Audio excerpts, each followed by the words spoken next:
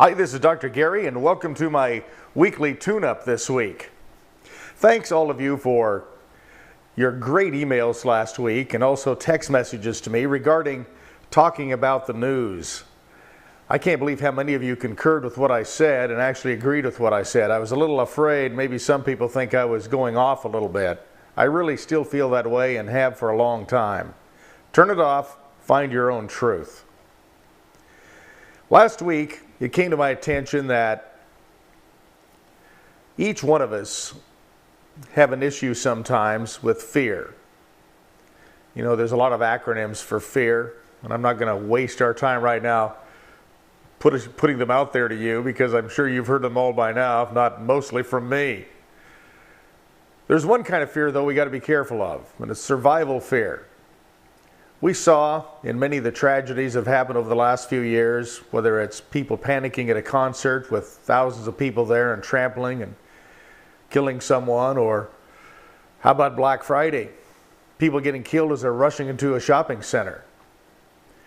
You know, the human species is an interesting species because one of the things is we're a lot like cattle in one sense, but yet we're so smart we outsmart ourselves and still hurt ourselves because of that. So we've got to really be careful of following the crowd. We've got to be careful of being a lemming and just going with the herd. Right now, many people are saying these are the worst times a person could live in right now. I don't believe that. I think it's been a lot worse a long time ago. I think each era that we live through, or generation that we live through, there are moments that it is terrorizing to everyone. And then there are moments of great challenge and yet a great victory. I believe right now we're at a time when things are going to be changing a little faster. I think things could come off the rails a little bit more in order to make something better happen after that. Many of you have texted me this week and wanted me to chime in. Do I think these are the end times? I think every day we are closer to the end times than we were the day before. Are these the end times? I'm not that smart. However, if I think we look at biblical information and some of the information that's come down through prophecy, we're getting closer to whatever end times are. Bottom line today is we're here right now. And this moment right here right now is a precious moment. This moment right here right now is where we can affect not only change in ourselves but change in other people. And believe me, there's some change that is required in order for us to survive as a race, as a species, and also to save this planet. And it starts right there between our ears. I'm going to ask you today to quit looking to other people to save you and learn how to save yourself. And what I mean by that is many of us are always wanting to manipulate another person, or we look and judge them as though they've done something wrong because it's not the way we would have done it. Right now, the way things are, where a lot of people are short on money, a lot of people are short on jobs, and yet other people are doing quite well.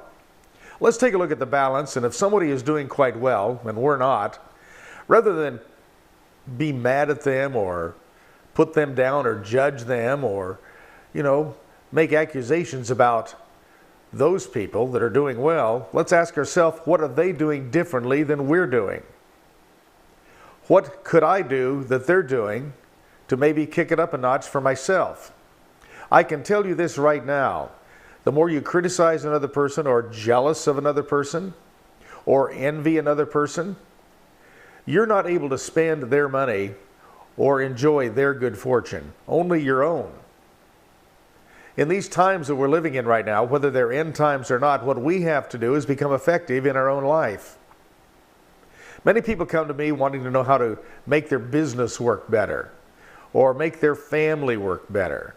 I always ask them, well, ask yourself this question.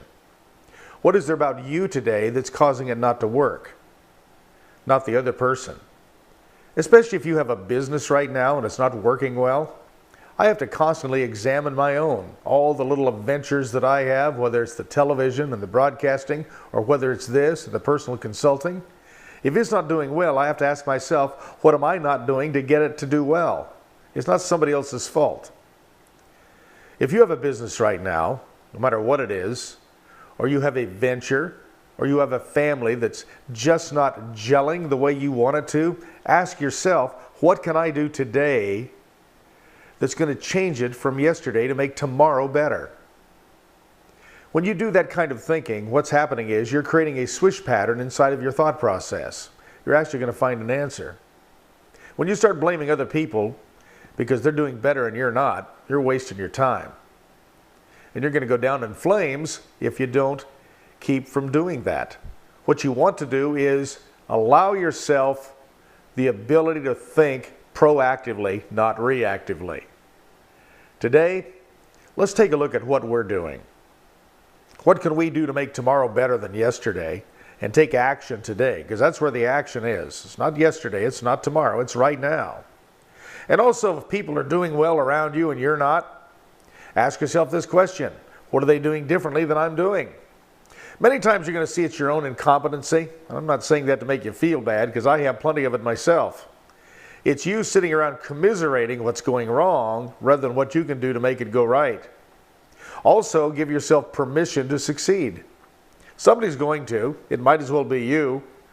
Just put success thinking into action rather than negative thinking. And focus on what you want rather than what you don't want. And I strongly recommend you review those virus words: why, try, need, but, should, don't, and hope, and eliminate those from your vocabulary until you can learn how to use them properly. They constantly program us for negativity and fear. So let's work on that this week, and let's realize today is a new day. Because yesterday sucked, it doesn't mean today has to. And tomorrow could be amazing. You always just never know. You're in control of more of it than you think you are. Until next week, let's focus on what we can do to become proactive rather than reactive. Until then, this is Dr. Gary wishing you a great week. Bye-bye.